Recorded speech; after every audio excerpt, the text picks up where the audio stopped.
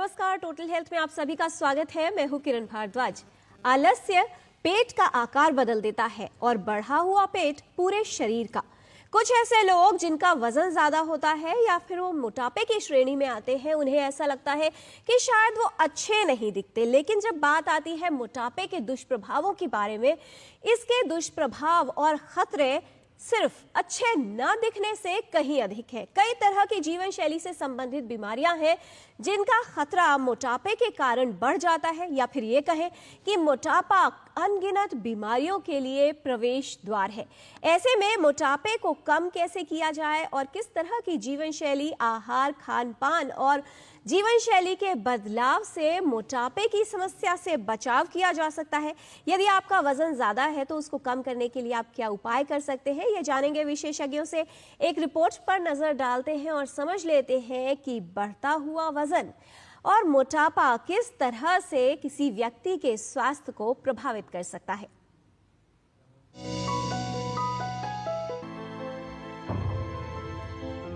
अलग अलग तरह का स्वादिष्ट भोजन खाना भले ही सभी को पसंद आए, लेकिन वसायुक्त आहार और तले हुए भोजन का अधिक मात्रा में सेवन, साथ ही शारीरिक श्रम में कमी कारण बन सकती है वजन बढ़ने और मोटापे का।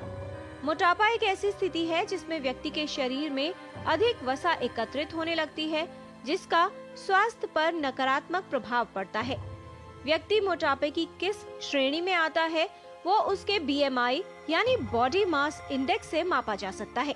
यदि बॉडी मास इंडेक्स यानी BMI 25 या उससे अधिक हो तो व्यक्ति को अधिक वजन, और BMI 30 या उससे अधिक होने पर मोटापे की श्रेणी में माना जाता है। आजकल न सिर्फ वयस्क बल्कि बच्चे और किशोर भी मोटापे से ग्रस्त हो रहे हैं।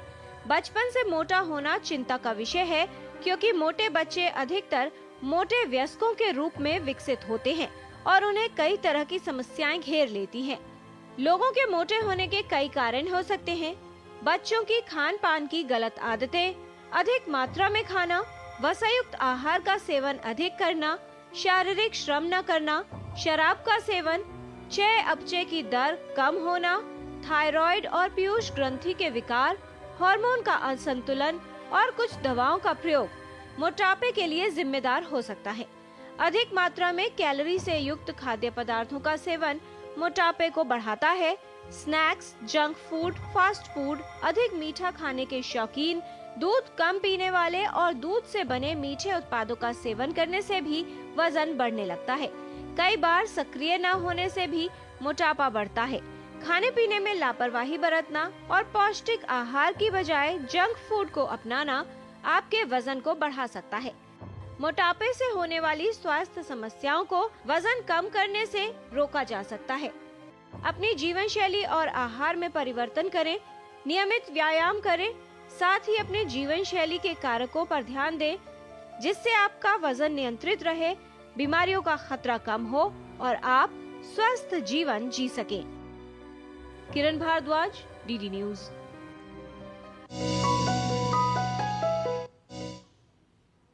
आपका बढ़ा हुआ वजन खतरे की घंटी हो सकता है। आवश्यकता है सतर्क रहने की और साथ ही ये समझने की कि इससे होने वाले दुष्प्रभावों से बचाव कैसे किया जा सकता है। यदि आपका वजन ज्यादा है तो उपाय क्या है जिससे आप अपने वजन को कम कर सकते हैं और वजन ना बढ़े, उसके लिए आपको क्या करना है। इस पर विस्तार से बात करने के लिए हमारे साथ उपस्थित है विशेषज्ञों का खास पैनल। उनसे आपका परिचय करा दें। हमारे साथ हैं doctor Atul Goyal, director general health services, ministry of health and family welfare, government of India.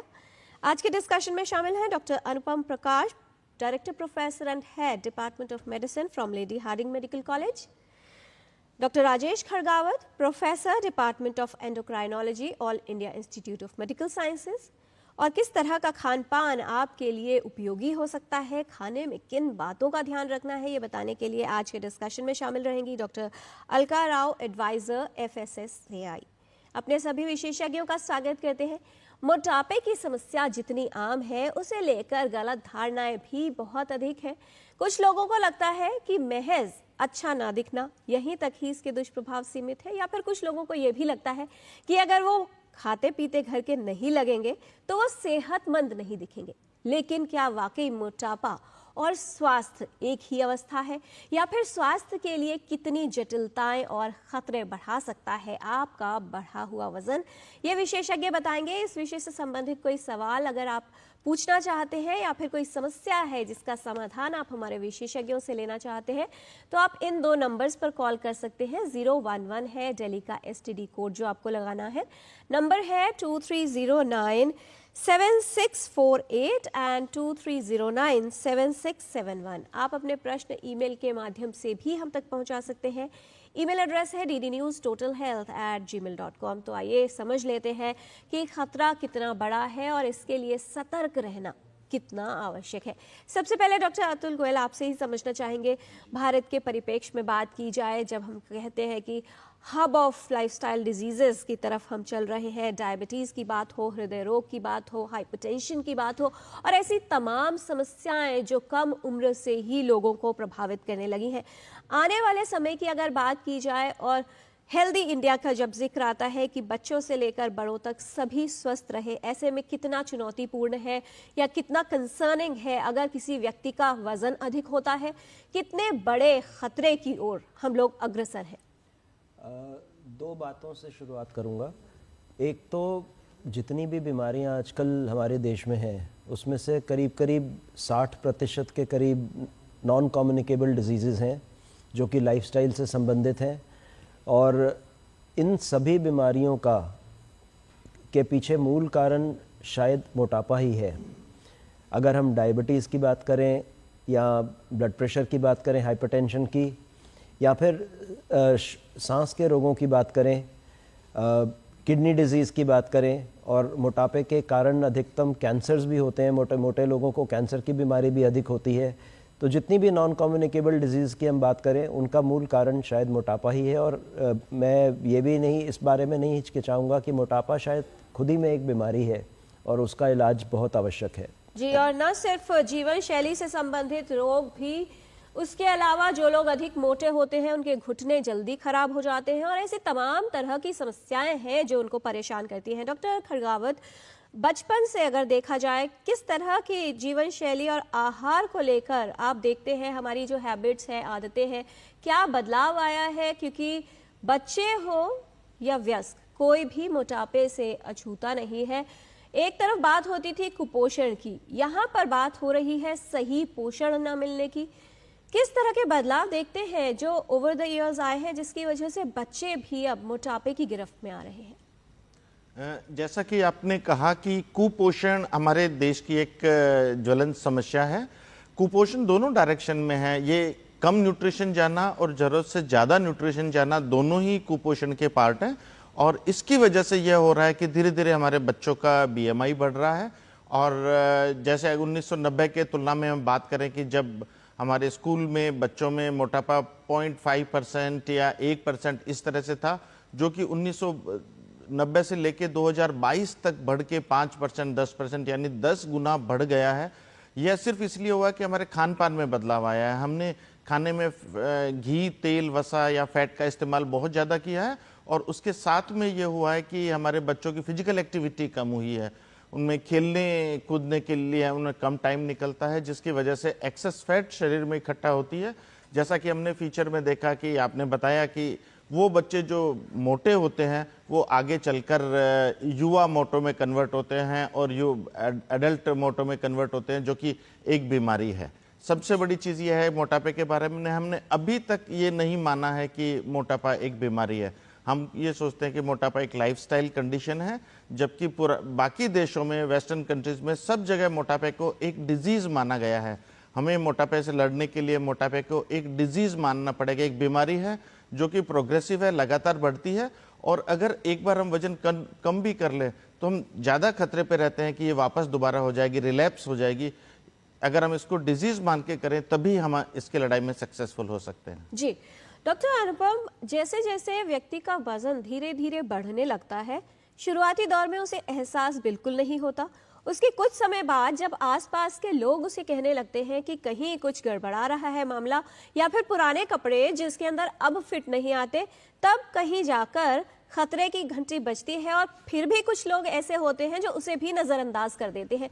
किस तरह के बदलाव आते हैं जैसे ही शरीर में वसा अधिक एकत्रित होने लगती है? अगर बात की जाए कार्डियोवैस्कुलर सिस्टम की, लिपिड प्रोफाइल की, किस तरह के चेंजेस आते हैं और तकरीबन कितना समय लगता है इन बदलावों में?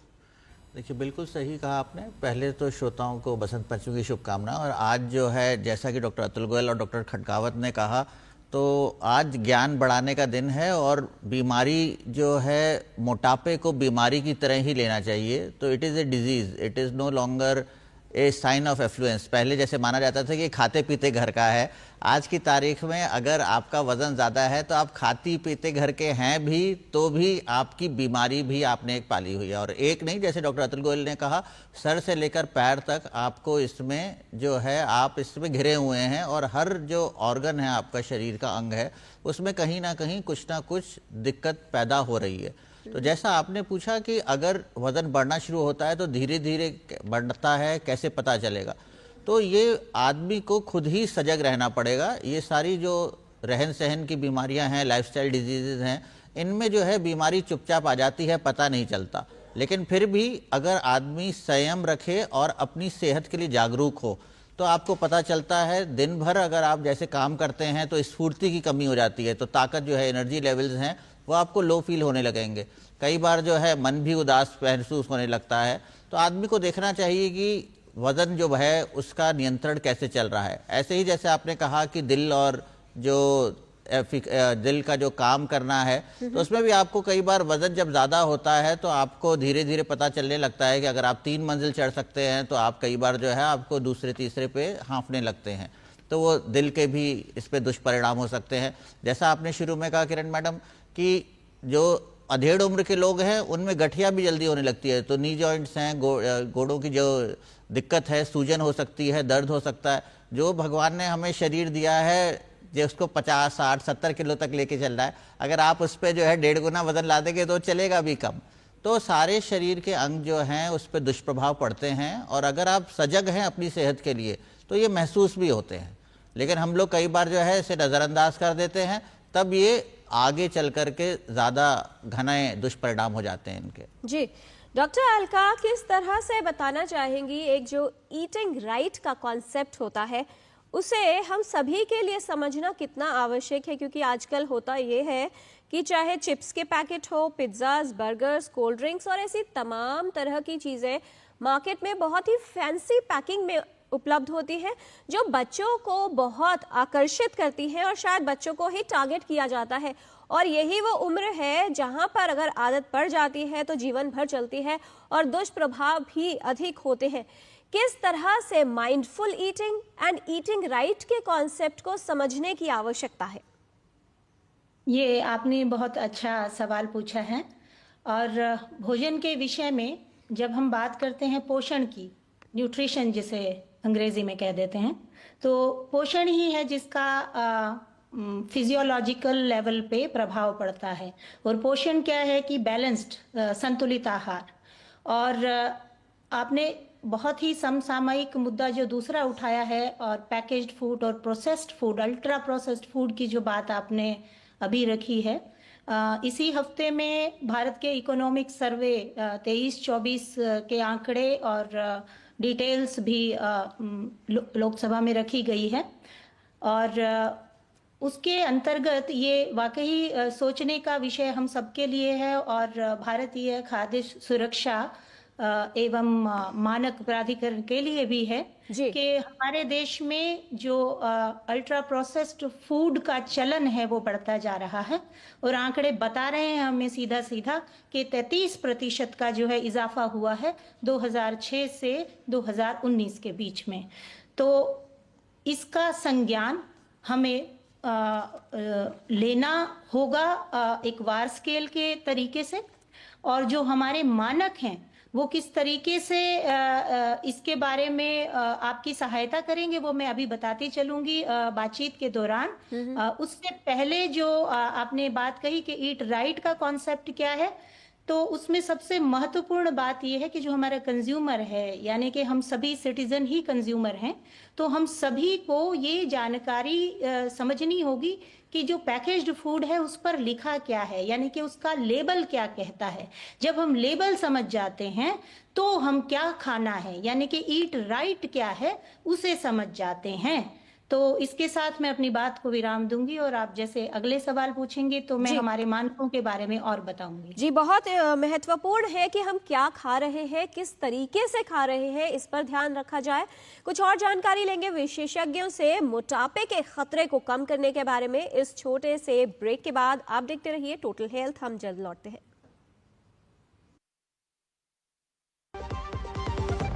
दीदी, हर महीने 2500 रुपए मिलने की बधाई हो। हर महीने 2500? हाँ, 2500 रुपए। भाजपा सरकार बनते ही दिल्ली की महिलाओं को हर महीने 2500 रुपए और साथ ही 500 रुपए में LPG सिलेंडर की गारंटी। कमल का बटन दबाएं, भाजपा को जिताएं। एक ऐसा तबका जो रिटायरमेंट के बारे में आज भी बिल्कुल नहीं सोचता, वो है औरतें। औरतें कमा के भी वल्नरेबल हैं। सो एनपीएस एक इक्वालिटी ला रहा है, हम सब एक बराबर प्लेटफॉर्म पे हैं। अपने बेहतर कल को सुनिश्चित करने के लिए एनपीएस जरूरी है। मेरी पसंद, मेरी पसंद, मेरी पसंद, मेरी पसंद, हमारी पसंद। हम सबकी पसंद। मजबूत देश का मजबूत सरिया हो गया स्टील। ब्रेक के बाद टोटल हेल्थ में आपका स्वागत है। मोटापे का दुष्चक्र और कैसे हो इससे बचाव, इस विषय पर हम बात कर रहे हैं। फिलहाल एक कॉलर है, मुंबई से कॉल कर रहे हैं। के गुप्ता जी फोन लाइन पर हैं। बहुत स्वागत आपका, सवाल पूछिए। मेरा सवाल यह है, मुझे डायबिटीज है, 25 साल से, थायराइड भी है जी, लेकिन डॉक्टर ने कुछ 15 दिन पहले मेरा इंसुलिन को 30 यूनिट कर दिया है, एडिशन कर दिया है। पहले मैं 30 लेता था मॉर्निंग में, लेकिन शाम को भी 30 कर दिया है। उससे मेरा वजन जो है 15 दिन में 2 किलो बढ़ गया है जी। तो इसका कारण सिर्फ इंसुलिन है या कोई समथिंग डिफरेंट है? राइट, ये मैं जानना चाह रहा हूँ। डॉक्टर राजेश खड़गावत, जैसा आपने बताया कि आपको इंसुलिन चल रहा है और इंसुलिन जरूरी है कि आपकी जो खून में शुगर है, ब्लड शुगर है, उसको कंट्रोल करने के लिए, और उसकी मात्रा निर्धारित हम करते हैं कि आपका ब्लड शुगर लेवल क्या है। अगर ब्लड शुगर कंट्रोल नहीं है तो हमें इंसुलिन की मात्रा बढ़ानी पड़ेगी। हाँ, ऐसा है कि अगर आप इंसुलिन लेते हैं तो उससे कई बार ऐसा होता है कि जिसमें शुगर आपकी कम हो जाती है, 70 से कम हो जाती है, जिसको हम हाइपोग्लाइसीमिया कहते हैं, उसकी वजह से भूख बढ़ सकती है। लेकिन हम ये नहीं कह सकते कि जो आपका पूरा 2 किलो वजन बढ़ा है वो सिर्फ इंसुलिन की वजह से ही बढ़ा है। हो सकता है कि आपके खान पान में संतुलन नहीं हो, या आपके जो मॉर्निंग वॉक है, जो शारीरिक परिश्रम है, उस आप ज़्यादा नहीं कर पा रहे हो। और सभी मरीज जो इंसुलिन लेते हैं उनका वजन नहीं बढ़ता है, तो उसमें अच्छा रहेगा कि हम डाइट कंट्रोल करें, फिजिकल एक्टिविटी बढ़ाएं, तो इंसुलिन चलते हुए भी हम वजन कंट्रोल कर सकते हैं। जी, बहुत सारे ईमेल्स हमारे पास आ गए हैं। डॉक्टर अनुपम, शैलेंद्र सिंह जी का ईमेल है, वो ये कह रहे हैं कि उनकी वाइफ की एज है 60 इयर्स, उनके घुटनों में समस्या है। अब जटिल परेशानी ये है कि घुटनों में दर्द रहता है, इसलिए वो चलती नहीं है और नहीं चल पा रही है, इसलिए उनका जो वजन है वो लगातार बढ़ रहा है। तो वो कह रहे हैं कि काफ़ी मुश्किल परिस्थिति हो गई है। ऐसे में क्या किया जाए जिससे वजन को नियंत्रित रखा जा सके? ये एक बहुत ही दुष्चक्र जो है बड़ा गंभीर रहता है, क्योंकि आदमी चल नहीं पाता है तो कैलोरीज बर्न नहीं कर पाता है और फिर वो दिक्कतें जो है पैर की और बढ़ जाती हैं। तो इसमें जो है हाथ की एक्सरसाइजेज जो हैं कर सकते हैं। अपनी एक्टिविटी ज़रूर है मेंटेन करना, और जितना जोड़ को चला सकते हैं आराम से उसको भी चलाएं, तो उसकी भी जो है वाइटलिटी बनी रहेगी। और बाकी जो पीटी एक्सरसाइजेज है, योगा है, ये सब चीज़ें तो कर सकते हैं जिससे कि एक्टिविटी आपकी बनी रहे। जी, डॉक्टर अतुल गोयल, जब हम बात करते हैं मोटापे के दुष्प्रभावों के बारे में, कितना आपको लगता है महत्वपूर्ण या जटिल परिस्थिति हो सकती है अगर बचपन से मोटापा होता है, क्योंकि लाइफस्टाइल डिजीजेस घेर लेती हैं, और यंग एडल्ट्स में अगर मोटापा होता है तो वो लोग हैं जो अपनी फैमिली के लिए ब्रेड अर्नर्स भी हैं।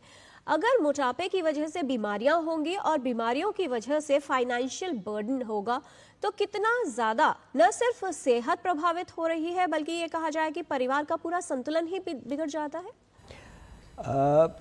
बहुत कुछ आपने कह दिया अपनी बातों में किरण जी, लेकिन जैसा डॉक्टर अनुपम ने बीच में कहा था, जिस शरीर के ऊपर 50 से लेकर 60 किलो का वज़न होना चाहिए, अगर उस पर 80-90 किलो वज़न होगा तो वो कितने समय तक चलेगा। लेकिन डॉक्टर अलका ने बात करी ईट राइट की, मैं इसमें एक चीज़ और ऐड करना चाहूँगा, ईटिंग द राइट वे। अक्सर देखा गया है कि हम बहुत जल्दी खाना खा लेते हैं, 5 मिनट में भोजन ख़त्म कर देते हैं आजकल लोग। ये एक मेजर कारण है जिससे वज़न बढ़ता है और कम भी नहीं होता। आम तौर पे पेट जो है वो 20 से लेकर 25 मिनट में भरता है, क्योंकि जब तक पेट से दिमाग को सिग्नल नहीं जाएंगे सताइटी के, तब तक पेट भरा हुआ हमें महसूस नहीं होगा और खाने के बाद जल्दी भूख भी लगाएगी। इसलिए बहुत आवश्यक है कि भोजन को धीरे धीरे चबा चबा के खाया जाए।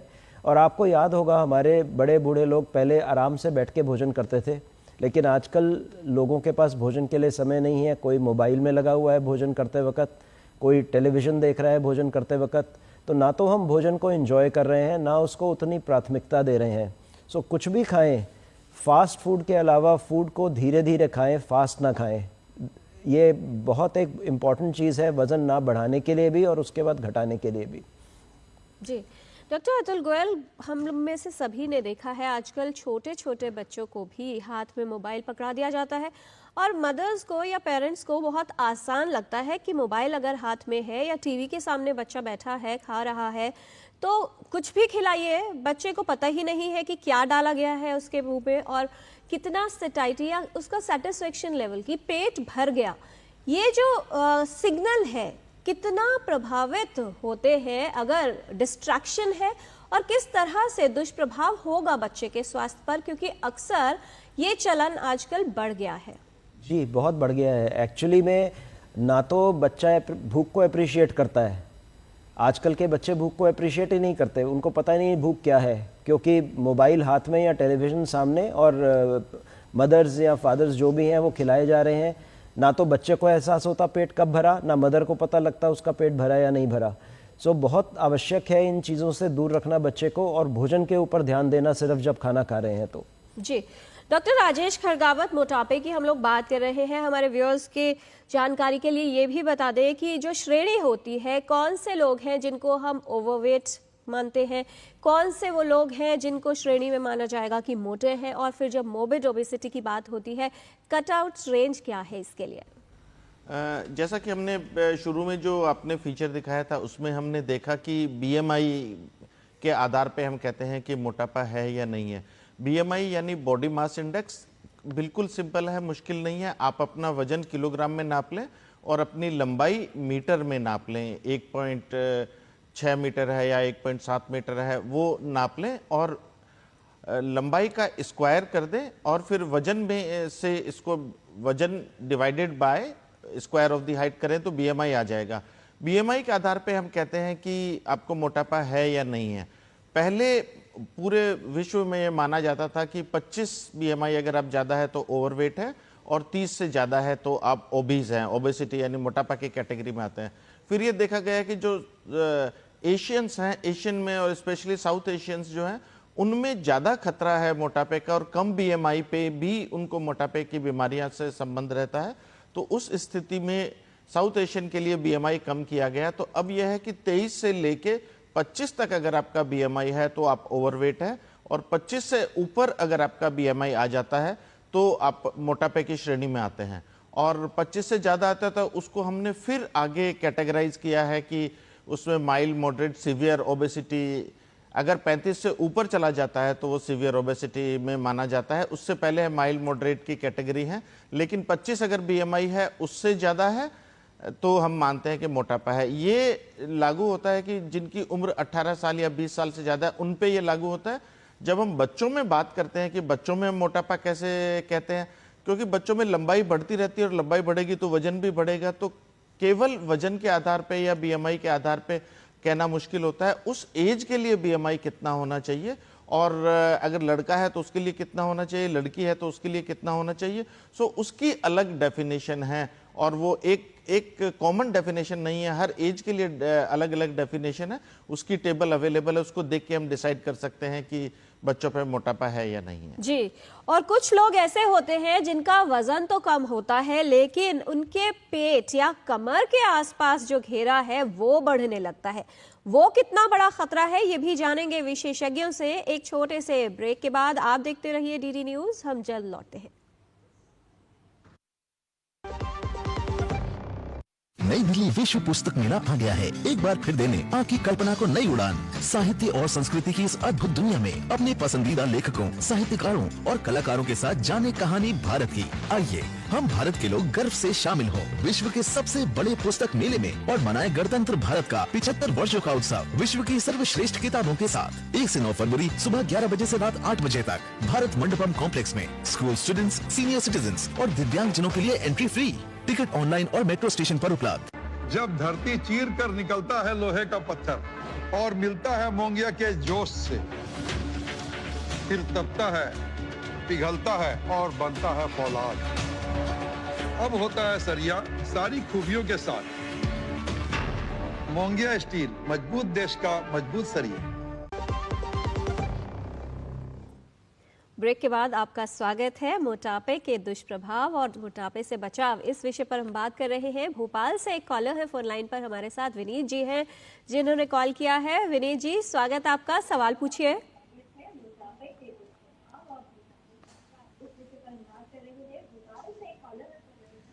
विनीत जी सवाल पूछे।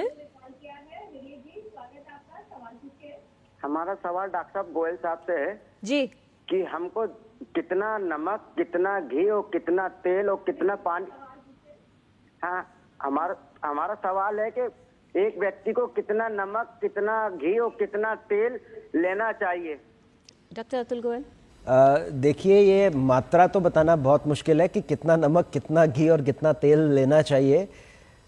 घर में ही अगर तेल, घी, नमक और साथ में चीनी, मैं शक्कर और ऐड कर दूं उसमें, उसका सेवन कम होगा तो पूरे घर में ही मोटापा कम होगा। नमक को आप क्वांटिफाई नहीं कर सकते, आप तेल को भी क्वांटिटी नहीं बता सकते, लेकिन पूरे घर की क्वांटिटी अगर कम होगी, तला हुआ भोजन कम इस्तेमाल होगा, खाने में नमक, तेल, घी कम पड़ेगा और मीठे पदार्थों का सेवन कम होगा।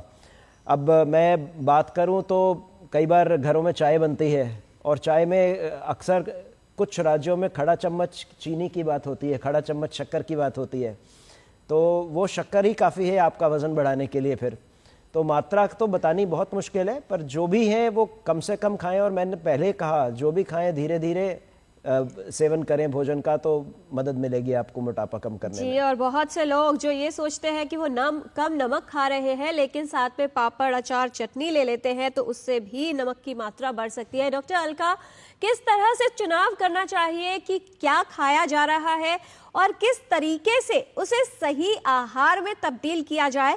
क्योंकि जब बात आती है स्वाद की तो सेहत कहीं पीछे छूट जाती है। ये जो स्वाद है और पोषण है, इसका सही संतुलन कैसे बनाया जाए?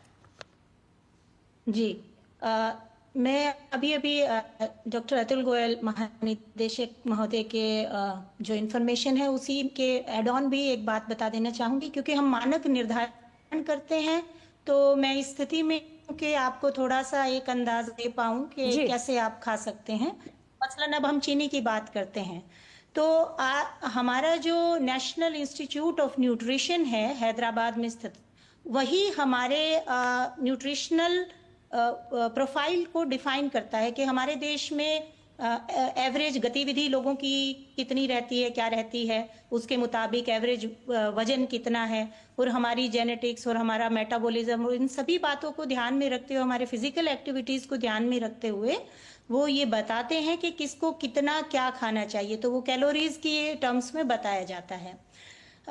तो उसी के अनुसार आपको 10% से ज्यादा, तो अगर एक आम आदमी का 60 किलो वजन मान लिया जाए तो 2000 कैलोरीज हम एक एवरेज कैलोरीज मान के चलते हैं अडल्ट इंसान की, तो उसे 2000 कैलोरी से ज्यादा नहीं खाना है।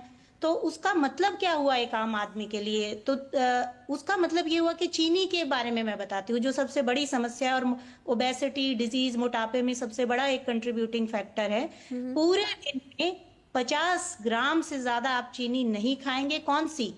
Free sugar. वो चीनी की बात नहीं हो रही जो फल में पहले से है, या हमारे जो स्टेपल फूड है उनमें पहले से हिस्सा है उस भोजन का कार्बोहाइड्रेट की फॉर्म में, ये एडेड शुगर की बात हो रही है। तो 50 ग्राम से ज़्यादा एडेड शुगर आप नहीं खाएंगे। और आज का जो मानक है, अब WHO क्या कहता है, 50 ग्राम तो ठीक है, अपर लिमिट है। आइडियल क्या है, सबसे बेहतर क्या है कि आप 25 ग्राम पर ही रुक जाएं। 25 ग्राम की बात करें तो वो हमारे दिन में कैसे ट्रांसलेट होती है, 1 चम्मच चीनी का मतलब तकरीबन 4 से 5 ग्राम होता है।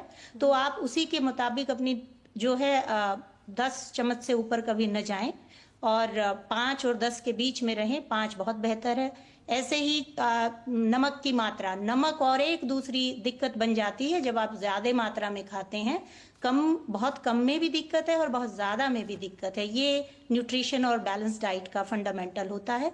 तो जब हम कहते हैं नमक कितना खाना चाहिए, तो उसमें भी ये है कि आपको 2000 मिलीग्राम सोडियम खाना है। तो अब सोडियम 1 चम्मच जो हमारा आम सादा नमक है हमारे किचन में होता है, वो 1 चम्मच 5 ग्राम से ज़्यादा हमको पूरे दिन में नहीं खाना है, ये हमको ध्यान रखना है।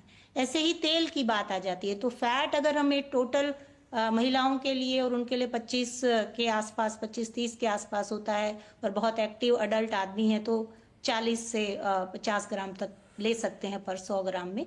तो उसके अंदर आपको ये ध्यान रखना है कि ट्रांस फैट, यानी कि जो बटर, मगैरिन, वनस्पति जिसको बोलते हैं, और जो हमारे तलने में सबसे ज्यादा इस्तेमाल होता है जी, वो आप 100 ग्राम में 0.2 ग्राम से ज्यादा आपके पूरे दिन के खाने में नहीं होना चाहिए। अगर हम इसको और साधारण तरीके से समझें तो एक आलू को जब आप फ्रेंच फ्राइज बना देते हैं और चिप्स बना देते हैं, तो वो आलू तकरीबन 50 से 250 हो जाता है जब आप उसको चिप्स फिंगर फ्रेंच फ्राइज बना देते हैं, और चिप्स बनते बनते वो 250 का भी डबल हो जाता है किस कैलोरीज के फॉर्मेट में।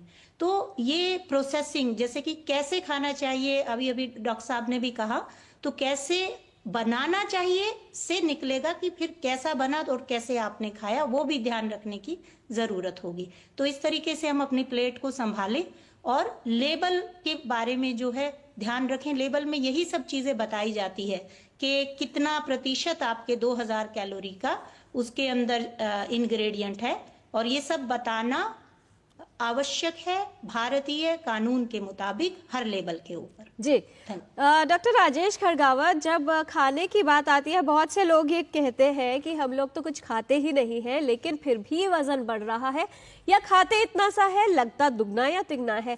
हालांकि जो इन बिटवीन स्नैकिंग है उसको कहीं काउंट ही नहीं किया जाता, चाहे समोसे हो, पकौड़े हो, या बहुत लोग जो है जब तनाव में होते हैं तब भी उनको ऐसा लगता है कि बहुत मंच कर लेते हैं तो उनका तनाव कम हो जाता है। इस तरह की जो कैलोरी इनटेक है, जो फॉल्स कैलोरीज है और कहीं काउंटिंग में नहीं आती, कितना आवश्यक है कि हम अपने कैलोरीज को सही तरीके से काउंट करें कि दिन में किस तरह का खाना खा रहे हैं, कितना खा रहे हैं, उस पर चेक रखा जाए। बहुत बहुत अच्छा और जो आम जनता के लिए फायदे का है वो सवाल किया है आपने। हम जब हमसे पूछा जाता है कि आपने कितना खाया, तो हम सिर्फ यही देखते हैं कि हमने सब्जी रोटी कितनी खाई है, हमारा लंच डिनर हमारा कितना हुआ है। हम कभी भी नहीं कहते कि इसके बीच में हमने कितना खाया है। मैं जैसे एक एग्जांपल देता हूं कि अगर आप एक चाय एक्स्ट्रा पी रहे हैं रोज की, जो कि आपकी कुल कैलोरीज के अलावा है और जो आपको याद भी नहीं रहता है, वो 1 कैलोरी चाय, 1 कप जो चाय है एवरेज साइज के कप का, उसमें 60 से 70 कैलोरी होती है अगर चीनी मिली हुई है। तो उसकी वजह से अगर आप लगातार 1 कप एक्स्ट्रा पी लें तो 2.5 से 3 साल में आपको 8 से 10 किलो वजन बढ़ जाएगा। जबकि अगर हमें कोई पूछे कि आपने क्या किया है, कितना खाया, तो हम तो बिल्कुल नहीं खा रहे हैं। जो खाने के बीच का जो कैलोरिक इंटेक है, जैसे हम कभी बिस्किट खा लिए, कभी स्नैक्स खा लिए, कभी हमने तली हुई चीज़ खा ली, कभी कुछ खा लिया, ये भी एक हमारी जो डेली कैलोरिक काउंट है उसमें मैटर करता है, और ये ही हमारी वजन को बढ़ाता है। जैसे कहते हैं ना कि बूंद बूंद से गड्ढा भरता है, तो जरूर नहीं है कि बूंदे आपकी लंच और डिनर से आए, उसके बीच में भी आ सकती है, और वो बहुत जरूरी है उसको कंट्रोल करना। जी जब सेहतमंद रहने की बात आती है डॉक्टर अतुल गोयल, तो न सिर्फ आहार एक पक्ष हुआ और दूसरा है व्यायाम। यही वो महत्वपूर्ण स्तंभ हैं जिन पर हमारे सेहत की इमारत टिकी होती है। किस तरह से व्यायाम पर भी ध्यान देना होगा, क्योंकि कहा जाता था कि पहले किंग साइज ब्रेकफास्ट कीजिए, लेकिन आजकल की जैसी लाइफस्टाइल है, दिन भर बैठे रहते हैं अधिकतर लोग या कंप्यूटर पर काम अधिक हो गया है। कितना आवश्यक है कि हर मील को प्रॉपर प्लान किया जाए और साथ ही व्यायाम किया जाए? जी, आपने 2-3 बातें बोली। मोटापे और व्यायाम में बहुत गहरा संबंध है। संबंध क्यों है वो भी जानना ज़रूरी है। अगर आप मोटे हैं तो व्यायाम कर ही नहीं पाएंगे, आप उतना व्यायाम नहीं कर पाएंगे जितनी आवश्यक है वज़न कम करने के लिए। इसलिए सबसे पहले तो मोटा होना नहीं है, और अगर आप मोटे हो भी गए हैं तो परहैप्स सबसे अच्छा व्यायाम चलना है। आप जितना चलेंगे और जितना उस व्यायाम को अपनी जीवन शैली में दिन भर में रखेंगे, उसी तरह आप व्यायाम कर पाएंगे। क्योंकि आजकल की जीवन शैली में अलग व्यायाम के लिए समय निकालना अधिकतर लोगों के लिए संभव नहीं है। छोटी छोटी बातें हैं, आप कार ना ले जाके मेट्रो से ट्रैवल करिए, आप पास की मार्केट में पैदल चल के जाइए या साइकिल लेके जाइए, ना कि गाड़ी और स्कूटर। तो छोटी छोटी बातों से आप अपना वज़न कम कर सकते हैं। जैसे डॉक्टर राजेश खडगावत ने कहा कि 1 कप चाय आपका वज़न बढ़ा सकती है, ये छोटी छोटी बातें आपका वज़न कम कर सकती हैं। अलग से एक्सरसाइज की शायद आवश्यकता ना हो, अगर आपकी दिनचर्या ऐसी हो जिसमें आप अधिकतर चलें या एक्टिव रहें दिन भर। जी डॉक्टर अनुपम, कितना आवश्यक है कि जिन लोगों का वज़न ज़्यादा है वो आज से ही इस बात पर ध्यान दे और सतर्क हो जाए, क्योंकि जब जागो तभी सवेरा। तो कितनी आवश्यकता है इस बात की, और किस तरह की जांच आप बताना चाहेंगे जो किसी भी व्यक्ति को करवानी चाहिए ये तय करने के लिए कि अगर वज़न ज़्यादा है तो क्या इसका दुष्प्रभाव उसकी सेहत पर होने लगा है या नहीं? देखिए, अगर वज़न ज़्यादा है तो उसका आज से नहीं, मैं कहूँगा अभी से उसको कार्यवाही शुरू करनी चाहिए कि कैसे अपना वज़न नियंत्रण में रखना है। इसमें एक बहुत ज़रूरी चीज़ है कि आज से अगर व्यायाम या चलना शुरू करेंगे, जैसे डॉक्टर अतुल गोयल कह रहे हैं, अगर चलना शुरू करेंगे तो ये नहीं है कि कल से वज़न कम होना शुरू हो जाएगा। शुरू में जो है महीना 2 महीने में रिजल्ट सबसे कम आएंगे, स्लो आएंगे। लेकिन अगर आप लगातार व्यायाम निरंतर करते रहेंगे तो महीने 2 महीने बाद आपको एक बार जब कुछ वज़न घटना शुरू होगा तब फिर आगे चल करके और वज़न घटता रहेगा। तो शुरू में बड़ा डिमोटिवेटिंग होता है, आदमी को हौसला नहीं मिलता है कि हम तो मेहनत कर रहे हैं, खाना भी कम खा रहे हैं, फिर भी वज़न नहीं कम हो रहा। लेकिन ये है 4 से 8 हफ्ता लगता है कि पूरा असर आए और आपके जितने भी शरीर में जो प्रक्रिया चल रही है, जैसे आपने शुरू में बताया चयापचय जो चल रही है, वो जो है दुरुस्त हो। तो जो चीज़ बहुत सालों से ठीक नहीं है उसको एकदम से ठीक नहीं किया जा सकता है, तो व्यायाम करना ज़रूरी है। और इसमें जो है आप किसी भी तरीके से अपनी एक्टिविटी बढ़ाएं, वो बहुत ज़रूरी है। एक बार एक्टिविटी बढ़ेगी तो उसके परिणाम भी देर सवेरे आपको मिलेंगे और वज़न ज़रूर कम होगा। अब इसमें क्या क्या जांचें करानी हैं, तो ये मैंने शुरू में भी कहा कि ये सर से पैर तक आपके दुष्प्रभाव रहते हैं, लेकिन सबसे ज़्यादा जो खतरा रहता है वो रहता है दिल के ऊपर, क्योंकि हृदय आघात की जो दर है बढ़ जाती है। तो इसमें मानना ये है कि जिसका वज़न ज़्यादा है उसको एक ब्लड शुगर की जांच ज़रूर करानी चाहिए, अपना वज़न निरंतर चेक कराना चाहिए, ब्लड प्रेशर भी चेक कराना चाहिए और एक कोलेस्ट्रॉल की जांच। ये सबसे ज़्यादा एहतियातन है। हालांकि और भी बहुत लंबी लिस्ट है, क्योंकि गुर्दे की भी दिक्कतें बढ़ रही होने की संभावना ज़्यादा रहती है, तो यूरिन भी कराना चाहिए, रूटीन माइक्रोस्कोपी कराएं, उसमें देखें एल्ब्यूमिन और शुगर तो नहीं आ रहा है। तो और कई कैंसर्स भी होते हैं ओबेसिटी से, वज़न ज़्यादा होने से, तो उसका तो हम लोग रूटीन चेकअप नहीं कराते जब तक मरीज़ कोई बताए नहीं कोई लक्षण। लेकिन ये जो चीज़ें हैं ये ज़रूरी हैं वज़न के लिए। एक तो वज़न पे नियंत्रण, और जैसा आपने कहा कमर जो है, कमर पे भी नापना ज़रूरी है। जिसका भी ज़रा सा भी पेट निकला है उसे समझना चाहिए कि आज अगर पेट निकला हुआ है तो कल जो है मुसीबत आएगी। जी, और ना सिर्फ मुसीबत आएगी, मुसीबत आ चुकी है, क्योंकि जिन लोगों का वजन अधिक होता है, जिनके शरीर में वसा की मात्रा अधिक होती है, वो वसा आपके जिगर में एकत्रित हो जाती है और फैटी लिवर की समस्या भी हमारे देश में एक बड़ी जटिलता और चुनौती के रूप में हमारे सामने है। फिलहाल एक कॉलर है गाजियाबाद से, राजमंगल जी हैं फोन लाइन पर। राजमंगल साहब, स्वागत है आपका, पूछिए सवाल। सर नमस्कार, मैं गाजियाबाद से राजमंगल बात कर रहा हूँ जी। मेरा सर प्रश्न है कि 3-4 मेथड काफी ज्यादा प्रचलित हैं। एक है इंटरमिटेंट फास्टिंग, कीटो, वीगन और ओमैड। क्या ये वाकई कारगर हैं या इनका कोई नुकसान भी है? और एक छोटा सा प्रश्न ये है कि अगर आपका ट्राइग्लिसराइड लेवल 250 से ऊपर है और बैड कोलेस्ट्रॉल ज्यादा है, तो क्या आप जिम में जाकर ट्रेडमिल पर रनिंग कर सकते हैं या इससे आप आपको बचना चाहिए। जी, पहला प्रश्न डॉक्टर राजेश खड़गावत, क्या कहना चाहेंगे? जैसा भी आप बताया, कई सारी तरह की डाइट है कि इस तरह की डाइट है। हालांकि देखा गया है शुरू में कि इन डाइट का प्रभाव पड़ा था, कुछ वजन कम हुआ था, लेकिन लंबे टाइम तक इनकी सक्सेस नहीं रही थी। सबसे जरूरी है, जैसा कि हमने प्रोग्राम में भी काफी देर तक इसके लिए डिस्कस किया है, कि खाने में फैट की मात्रा कम होनी चाहिए, घी तेल वसा कम होना चाहिए, किसी प्रकार की भी आप डाइट लें। और कुछ जो स्पेशल जो डाइट बताई है, अगर लंबे टाइम लेते हैं तो उसके खुद के शरीर पे दुष्प्रभाव भी हैं, जो कि काफ़ी स्टडीज में देखे गए हैं। सबसे जरूरी, आप अपना खाने में फैट को कंट्रोल करें, फिजिकल एक्टिविटी बढ़ाएं, वो आपके लिए सबसे ज़्यादा जरूरी है, और उससे आप आसानी से अपने मोटापे को कंट्रोल कर सकते हैं। जी, और जो इनका दूसरा प्रश्न था डॉक्टर अतुल गोयल की, अगर वजन अधिक है तो क्या ट्रेडमिल करना लाभकारी हो सकता है? किन सावधानियों का पालन करना चाहिए? देखिए, वज़न अगर अधिक है तो बिना डॉक्टर की सलाह के ट्रेडमिल पे कभी ना जाएं। हाँ, आप नॉर्मल वॉकिंग कर सकते हैं, अपने हृदय की जांच करवा लीजिए, ब्लड प्रेशर चेक करवा लीजिए। अगर आपको इनमें से कोई भी बीमारी है तो ट्रेडमिल पे जाना एडवाइजेबल नहीं होगा बिना डॉक्टर की सलाह के। जी, डॉक्टर अलका, किस तरह से आप लोग विशेषज्ञ के तौर पर कार्य कर रहे हैं? क्योंकि जब ऐसी मार्केटिंग कंपनीज की बात आती है, चाहे खाद्य पदार्थ हो, उनको लेकर वो जो टारगेट किया जाता है वो एडोलेसेंट एज ग्रुप और बच्चों को ही करते हैं, तो बच्चों को सही जानकारी पहुंचे। और एक जो अवेलेबिलिटी और एक्सेसिबिलिटी की बात है, ये कहा जाता है कि अगर पौष्टिक आहार खाना है तो न सिर्फ महंगा है, लेकिन पिज्ज़ा बर्गर अगर खाना है तो हर जगह कम दामों पर उपलब्ध है। स्कूल्स की बात करें, कैंटीन्स की बात करें, कितना आवश्यक है कि स्कूलों में, दफ्तरों में अच्छा आहार अर्थात संतुलित और पौष्टिक आहार अवेलेबल हो, उपलब्ध हो, जिससे ये मौका ना मिले कहने का कि हम बर्गर इसलिए खा लेते हैं क्योंकि आसानी से मिलता है और सस्ता भी होता है। क्योंकि आप भी जानती हैं आजकल 1+1 के ऑफर्स अक्सर चले जाते हैं और न सिर्फ बहुत ज़्यादा बच्चों को आकर्षित भी करते हैं।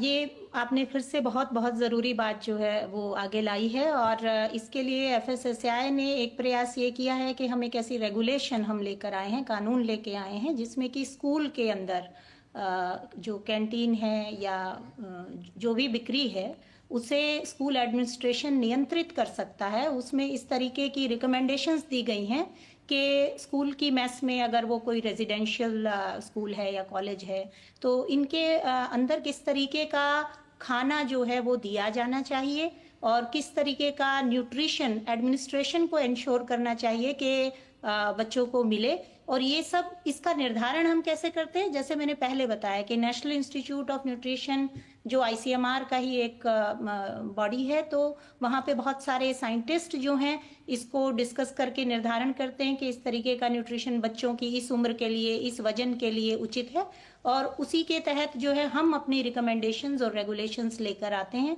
तो पहला तो वही रेगुलेशन है। दूसरी जो बात कही है FSSAI के ईट राइट मिशन के और इस पूरे प्रचार में जो है, इसे स्कूल, कॉलेज, मंदिर, सभी पब्लिक प्लेसेस, चाहे वो बसेस हों, रेलवे स्टेशंस हों, रेस्टोरेंट्स हों, सब जगह पर इसे ले जाया गया है। भारत सरकार के सेंट्रल डिपार्टमेंट और हमारे सभी जो स्टेट के डिपार्टमेंट्स हैं उनके साथ कंधे से कंधा मिला के इसको हर सिटीजन तक इस चीज़ को पहुंचाया जा रहा है। सोशल मीडिया को इस्तेमाल किया जा रहा है, वेबसाइट्स को इस्तेमाल किया जा रहा है। ईट राइट के कॉन्सेप्ट्स के तेल कितना खाना है, क्यों नहीं खाना है, ट्रांस फैटी एसिड क्या होता है, कहाँ पाया जाता है, वो सबको का प्रचार जो है बढ़ाया जा रहा है। अलावा इसके ईट राइट कैंपसेस का एक बाकायदा इंस्पेक्शन और एक पूरी ट्रेनिंग प्रोग्राम है। तो इन स्कूल, कॉलेज, इंस्टीट्यूशंस और रेलवे स्टेशंस के भी कैंटीन्स को हमारे जो फूड सेफ्टी ऑफिसर्स हैं, ट्रेनर्स हैं, वो एक बाकायदा पूरा फास्ट ट्रैक करके प्रोग्राम चलता है और ईट राइट का कैंपेन चलता है। इसके तहत सेफ्टी, हाइजीन के बारे में बताया जाता है और ईट राइट कैंपसेस को प्रमोट किया जाता है। तो इसमें सेफ्टी, हाइजीन, मानक, न्यूट्रिशन सभी ही बातों का ध्यान रखते हुए इस एक्टिविटी को किया जा रहा है। और इसमें हम आह्वान करते हैं हमारे सभी कंज्यूमर सिटीजन से कि हमारे साथ जुड़ें और एक्टिवली पार्टिसिपेट करें। ये हम सब का ही आंदोलन है और अपने खुद के स्वास्थ्य और पोषण के लिए है। जी डॉक्टर अनुपम, जब भी किसी को लगता है कि वजन बढ़ गया है तो अचानक से मोटिवेशन काफी ज्यादा होता है, एक्सरसाइज की शुरुआत होती है और पहले दिन से ही विग्रस एक्सरसाइज पर व्यक्ति जो है इतना अधिक जो है अपनी कैपेसिटी के बिना चला जाता है कि कई बार इंजरीज भी हो जाती है। किस तरह से धीरे धीरे एंड्योरेंस के बाद, स्ट्रेंथनिंग के बाद एक्सरसाइज के शेड्यूल को बढ़ाया जाए और क्या एक्सपेक्ट करना चाहिए, जो वेट लॉस है वो किस तरह से हो? देखिए, इसमें जो डिक्टम है वो ये है कि slow and steady wins the race. तो अगर आप स्लो रहेंगे और स्टडी रहेंगे तो दोनों ही चीज़ें हैं। शुरुआत में जैसे कि डॉक्टर अतुल गोयल ने कहा, आप एक्सरसाइज के ऊपर नहीं जाएं, आप एक्टिविटी इंक्रीज करने के ऊपर जाएं और आप अपना चलना बढ़ाएं। आप चलना जो है उसमें कभी भी विग्रस एक्सरसाइजेज नहीं होती हैं, तो आपको इंजरी की खतरा बहुत कम हो जाता है, आपको चोट लगने के चांसेस बहुत कम होते हैं। जब चलने जाएं उससे आपको जो है, अगर आप सवेरे जा रहे हैं तो आपको फ्रेश एयर भी मिलती है, आप जल्दी भी उठते हैं, तो आपका दिनचर्या का क्रम भी ठीक होता है। और आप चलने का जो है, आप रोज़ अगर आधा किलोमीटर से शुरू करते हैं, उसके बाद हर हफ्ते आप जो है उसको थोड़ा थोड़ा बढ़ाते रहें, तो उस हिसाब से आपको कोई इंजरी या कोई खतरा नहीं होगा। जैसे अभी आपने कहा कि टीएमटी एकदम से लोग शुरू कर देते हैं, तो उसमें कई मोटे लोगों को हार्ट अटैक हो जाता है या एंजाइना हो जाता है, या गठिया अगर थी जो एक्टिव नहीं थी वो एकदम से प्रेसिपिटेट कर जाती है। तो अपने को चोट लगाने से बचाने के लिए धीरे धीरे शुरुआत करें, योगा करें, एक्टिविटी जो है हल्की एक्सरसाइजेस करें। एकदम से जिम या आप एकदम से जो ट्रेनर जो अपनी स्ट्रेंथनिंग एक्सरसाइजेस करते हैं उसमें नुकसान होने की संभावना कहीं गुना ज़्यादा होती है, और फिर वही चोट लग जाएगी, फिर आप एक्सरसाइजेस बंद कर देंगे। तो ये एक विशेष साइकिल है, दुष्चक्र है, जिसपे पड़ना नहीं चाहिए। धीरे धीरे चलना शुरू करें। जब आपको लगे कि हाँ आप एक हफ्ते से 100 मीटर चल रहे हैं या 500 मीटर चल रहे हैं, अगले दिन से फिर बढ़ा दें थोड़ा सा, 10 मीटर 20 मीटर जितनी आपकी क्षमता है, आधा किलोमीटर और बढ़ा दें। तो आपके ये एक इंडिविजुअल का डिसीजन होता है, हर आदमी के लिए अलग अलग होता है। और जैसा डॉक्टर अतुल गोयल ने कहा, एक बार डॉक्टर से परामर्श जरूर लें, जिससे कि आपकी जो बीमारियां हैं एक बार बेसलाइन आंकलन हो जाए उनका, उसके रहते फिर आप जो है आगे अपना जो भी आप एक्सरसाइज शेड्यूल है या चलने का शेड्यूल है उस हिसाब से बना सकते हैं। जी डॉक्टर राजेश खड़गावत, एक विशेष साइकिल ये भी होती है कि अगर लड़की में मोटापा है तो एडोलेसेंट एज ग्रुप पे आते हैं, एक तो हीन भावना का शिकार हो जाते हैं और कई तरह की एंडोक्राइन प्रॉब्लम्स भी जो है उनमें देखी जाती है। और फिर जब वो एक शिशु को जन्म देते हैं गर्भावस्था के बाद, तो उस बच्चे में भी मोटापा और लाइफस्टाइल डिजीजेस की संभावना बढ़ जाती है। किस तरह से समझाना चाहेंगे? बिल्कुल सही सवाल किया आपने कि लड़के लड़की दोनों के लिए जरूरी है कि मोटापा नहीं हो, लेकिन लड़कियों के लिए थोड़ा सा इसलिए ज़्यादा जरूरी है कि उनको आगे चल के माँ बनना है, फ्यूचर में मदर बनना है। तो अगर उनमें एडोलेसेंस में अगर उनमें मोटापा रहेगा और जब उनकी माहवारी शुरू होती है तो वो इरेगुलर शुरू होती है, जिससे और एक डिजीज़ बनती है जिसको हम पीसीओडी या पॉलीसिस्टिक ओवरियन डिजीज़ कहते हैं, उसके होने की संभावना काफ़ी बढ़ जाती है, स्पेशली उनमें जिनका वजन ज़्यादा है या एकदम से वजन बड़ा है। और ये डिजीज़ ऐसी है कि अगर इसको हम वजन कम कर लेंगे तो वापस ठीक भी हो सकती है, और अगर वजन और बढ़ा तो आगे भी बढ़ती है। अब और आगे बढ़ेंगे जब वो लड़की और एज बढ़ जाती है, वो मैरिज करती है, तो मैरिज के बाद पहले तो प्रेगनेंसी होने में प्रॉब्लम होती है, क्योंकि उससे ओवुलेशन अफेक्ट हो जाता है पीसीओडी की वजह से। और अगर प्रेगनेंसी हो भी जाती है तो उनको जैसे ही प्रेगनेंसी होती है डायबिटीज़ और ब्लड प्रेशर बढ़ने का खतरा बढ़ जाता है, और फिर इसका असर पड़ता है कि उनके नवजात शिशु पर, बच्चा जो पेट में पल रहा है उस पे जो शरीर का ज़्यादा इंसुलिन है उसका फर्क पड़ता है, और उस बच्चे को जो कि अभी पैदा ही नहीं हुआ है उसको आगे चल के डायबिटीज़ और ब्लड प्रेशर बढ़ने का खतरा बढ़ जाता है। तो कोई भी माँ नहीं चाहेगी कि उसका बच्चा जो पैदा नहीं हुआ है उससे पहले ही उसको डायबिटीज़ का खतरा बढ़ जाए। इसलिए ज़रूरी है कि प्रेगनेंसी से पहले आप अपना वजन कंट्रोल करें, अपना वजन कम करें, उसके बाद प्रेगनेंसी में रहें, ताकि ज़्यादा इंसुलिन शरीर में नहीं बढ़ेगा और बच्चे पे असर नहीं होगा। जी, टोटल हेल्थ में आज हम बात कर रहे हैं मोटापे के बारे में। कुछ और जानकारी लेंगे विशेषज्ञों से इस छोटे से ब्रेक के बाद।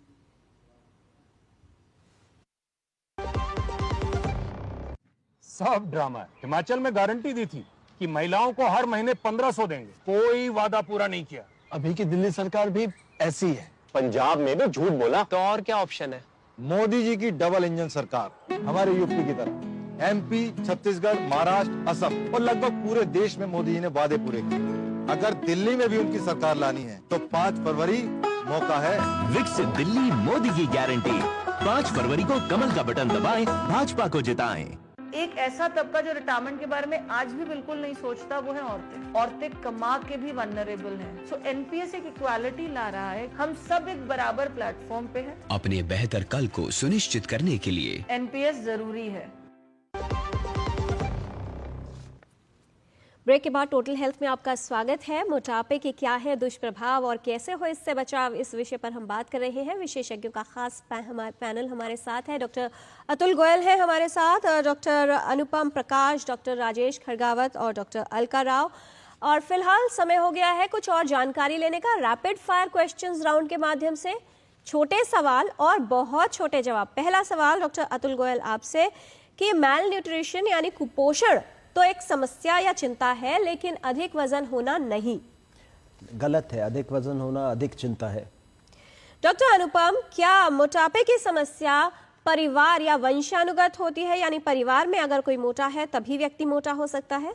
ऐसा कोई ज़रूरी नहीं है, लेकिन हाँ, अगर कुछ घरों में कुछ सिंड्रोम्स होते हैं तो वंशागत भी हो सकती है, लेकिन अपने कर्मों की वजह से ज़्यादा और खान पान की वजह से ज़्यादा मोटापा आता है। जी डॉक्टर राजेश खड़गावत, क्या मोटापे का एकमात्र कारण अधिक मात्रा में खाना है? हाँ, ये भी सही है, और साथ में एक्सरसाइज नहीं करना, ये दोनों मुख्य कारण है मोटापे के। जी डॉक्टर अलका, क्या कार्ब्स वाली डाइट ज्यादा लेने से ही मोटापा होता है? नहीं, ऐसा नहीं है। जैसा कहा, बैलेंस डाइट ना लेना एक वजह है, और एक्सरसाइज और आज अब मानसिक तनाव भी एक वजह हो जाता है। उसे भी देख। मोटे बच्चे स्वस्थ होते हैं, डॉक्टर अतुल गोयल? नहीं, मोटे बच्चे स्वस्थ नहीं होते, वो खाते पीते घर के नहीं होते। डॉक्टर अनुपम, किस बात का खतरा बढ़ सकता है मोटापे से? उच्च रक्तचाप, हृदय रोग या मधुमेह? तीनों चीज़ों का, और इसके अलावा भी 30 और खतरे हैं जो बढ़ जाते हैं। क्या मोटापे का कारण मेटाबॉलिज्म का कम होना या स्लो होना होता है, डॉक्टर खड़गावत? नहीं, ये सही नहीं है। अगर किसी व्यक्ति ने ओट्स बिस्किट खाए, बेक्ड हो, तो क्या कितनी भी मात्रा में खाए जा सकते हैं, दुष्प्रभाव नहीं होगा, डॉक्टर अलका? बिल्कुल गलत है। प्रोसेस्ड फूड ही है। जो लेजी होते हैं यानी आलसी लोग होते हैं वही मोटे होते हैं, डॉक्टर अतुल गोयल? आलसी लोग मोटे हो सकते हैं, उससे जो खाना सही नहीं खाते वो भी मोटे होते हैं, तो दोनों ही बातें हैं। खाली आलसी लोगों को मोटा होना सही नहीं है। जी डॉक्टर अनुपम, कम खाए तो एक्सरसाइज की आवश्यकता ही नहीं पड़ेगी? नहीं, ऐसा नहीं है। कम खाने के साथ साथ, जैसे कि सबने कहा है, एक्सरसाइज भी ज़रूरी है, जिससे कि आप नियंत्रण रख सकें। डॉक्टर खड़गावत, बहुत से लोग ये मानते हैं कि सप्लीमेंट्स पे स्विच हो जाएंगे तो पोषण भी पूरा मिलेगा और वजन भी नियंत्रित रहेगा। नहीं, यह कंसेप्ट सही नहीं है। क्या प्रीबायोटिक और प्रोबायोटिक भोजन लेना हमारे वजन के लिए उपयोगी हो सकता है, डॉक्टर अलका? जो नेचुरल प्रीबायोटिक और प्रोबायोटिक फूड हैं, जैसे दही है, वो एक अच्छा माध्यम है बहुत तरीके के सिचुएशन में, लैक्टोज इंटॉलरेंस या ऐसी परिस्थितियों में, और इसका पाचन आसानी से होता है, लेकिन वजन बढ़ना मेटाबॉलिज्म और बहुत सारी चीज़ों पर निर्भर करता है। जी डॉक्टर अतुल गोयल, धूम्रपान करना अपने वजन को नियंत्रित रखने का प्रभावशाली तरीका है, बहुत से लोग ऐसा मानते हैं। नहीं, जब धूम्रपान किया जाता है उस वक़्त भूख थोड़े समय के लिए कम होती है, लेकिन जैसे ही धूम्रपान छोड़ा जाता है भूख बढ़ जाती है। लेकिन इसका अर्थ ये नहीं है कि आप धूम्रपान कीजिए, उसके साथ और बहुत सारे दुष्प्रभाव जुड़े हैं। जी डॉक्टर अनुपम, चाय कॉफ़ी का अधिक मात्रा में सेवन करना और खाने के साथ आगे या पीछे चाय कॉफ़ी पीने से वजन नियंत्रित रहता है? नहीं, ये गलत धारणा है। ना, चाय और कॉफ़ी से, जैसा कि बताया, शुगर भी मात्रा बढ़ती है, और दूध की मात्रा से भी जो है वजन बढ़ने की संभावना ज़्यादा रहती है, और खाने के साथ पीने की जो आदत है वो ठीक नहीं है। जी डॉक्टर राजेश खड़गावत, बच्चे में अगर मोटापा है तो कुछ करने की आवश्यकता नहीं है, जैसे ही बच्चा बड़ा होगा तो वजन अपने आप ही नियंत्रित हो जाएगा? नहीं, बिल्कुल सही नहीं है। हमें तुरंत एक्शन में आना है बच्चे में, ताकि हम एडल्ट में मोटापे को कम कर सकें। डॉक्टर अलका, अगर एक बार वजन बढ़ जाए तो फिर उसे कम नहीं किया जा सकता? ये बिल्कुल गलत है। डॉक्टर अतुल गोयल, किस तरह से क्रैश डाइटिंग उपयोगी विकल्प हो सकता है अपने वजन को कम करने के लिए? क्रैश डाइटिंग उपयोगी विकल्प नहीं होगा, क्योंकि उससे और समस्याएं उत्पन्न होंगी। हो सकता है वजन उससे थोड़े समय में ज़्यादा कम हो जाए, लेकिन उसको सस्टेन करना संभव नहीं है। धीरे धीरे ही वज़न कम करना सस्टेन कर पाएंगे और उसको कम रख पाएंगे। जी, क्या संदेश देना चाहेंगे एक वाक्य में डॉक्टर अनुपम, किस तरह से अपने बीएमआई और वजन को सामान्य रखा जा सकता है, मोटापे के खतरे को कम किया जा सकता है? अपनी वेस्टलाइन को चेक करें और निरंतर व्यायाम करके बैलेंस्ड खाना खाएं। क्विक फिक्स सॉल्यूशंस बहुत सारे होते हैं डॉक्टर खड़गावत, जो ये दावा करते हैं, चाहे लिपोसक्शन की बात की जाए, सोना स्लिमिंग की बात की जाए, और ऐसे तमाम जादुई विकल्प जो ये दावा करते हैं कि स्पेशल डाइट लीजिए और वजन कितना कुछ ही हफ्तों में कम हो जाएगा। कितने कारगर हैं और साथ ही आपका संदेश? बिल्कुल सही नहीं है। ये सारे जो आपने बताए सारे साधन ये बिल्कुल भी उपयोगी नहीं है और इसके साथ में शरीर के लिए हानिकारक है। आपको लंबे टाइम के लिए बीमारियां हो सकती है। बिल्कुल प्रयोग नहीं करें। और जैसा डॉक्टर अनुपम ने कहा, मेरा संदेश भी यही है कि चलना शुरू कीजिए। जी, डॉक्टर अलका राव, क्या कहना चाहेंगे, किस तरह से सही खान पान के लिए लेबल्स को सही तरह से पढ़ना और अपने मन को संयमित रखना आवश्यक होगा? बिल्कुल ज़रूरी बात है। और जैसा हम देख रहे हैं अब अल्ट्रा प्रोसेस फूड का चलन बढ़ता जा रहा है, तो ये मुद्दा बेहद ज़रूरी है कि हमारा हर एक सिटीजन जो है लेबल पढ़ने की आदत डाल ले और किसी को ये हक ना दे कि वो हमारी प्लेट डिसाइड करे। पैकेज्ड फूड में क्या खाना है, कितना खाना है, इसका हमें गणना प्रतिदिन रखना चाहिए और हिसाब से ही खाना चाहिए और जितना हो सके घर का बना ताज़ा शुद्ध खाना खाना चाहिए। डॉक्टर अतुल गोयल, आपका संदेश, मोटापा एक बड़ी समस्या है, आने वाले समय में ये समस्या कम हो जाए और इसकी तरफ और अग्रसर ना हो, अभी से स्वयं को अनुशासित रखना कितना आवश्यक है? अनुशासित रखना बहुत आवश्यक है। चार बातें कहना चाहूँगा। प्रोसेस्ड फूड का लेबल पढ़िए, पर जहाँ तक हो सके प्रोसेस्ड फूड से दूर रहिए। प्रोसेस्ड फूड एक मेजर कारण है मोटापा बढ़ने का। शक्कर की मात्रा चाहे निर्धारित हो 25 से 50 ग्राम, शक्कर से जितना दूर रहेंगे मोटापा कम रहेगा। व्यायाम करने का समय नहीं मिलता, चलिए, जितना चल सकें अच्छा रहेगा। और छोटे डिस्टेंसेस के लिए कम से कम गाड़ी और स्कूटर का इस्तेमाल मत करिए। अपने ऑफिस में आपको सीढ़ी चढ़नी है, वो ज़्यादा अच्छा है रादर देन लिफ्ट लेने से। घरों में भी आजकल लिफ्ट्स लगी हुई हैं, तो चलना ज़्यादा अच्छा रहेगा और चलना सबसे अच्छा व्यायाम है वज़न कम करने के लिए। बहुत धन्यवाद इस तमाम जानकारी के लिए doctor Atul Goyal, doctor Rajesh Khadgawat, doctor Anupam Prakash, doctor Alka Rao, आप सभी का विस्तार से विशेषज्ञों ने बताया है कि किस तरह से आप अपना वजन नियंत्रित रख सकते हैं। मन को समझाने की बात है, छोटी छोटी बातें हैं जिनका आपको ख्याल रखना है और जब मन ये कहे कि नहीं बस थोड़ा सा और खा लीजिए, वहीं पर आपको अनुशासन का पालन करना है और संयम भी बरतना है, क्योंकि कहा जाता है विकल्प मिलेंगे बहुत मंजिल से भटकाने के लिए, लेकिन संकल्प एक ही काफी है अपनी मंजिल तक पहुंचाने के लिए। इसलिए जब आपकी मंजिल है सेहतमंद जीवन, तो उसके लिए उचित संकल्प कीजिए और अपनी सेहत के प्रति जागरूक रहिए, सतर्क रहिए। आज के कार्यक्रम में इतना ही। हमारी पूरी टीम को दीजिए अनुमति। नमस्कार।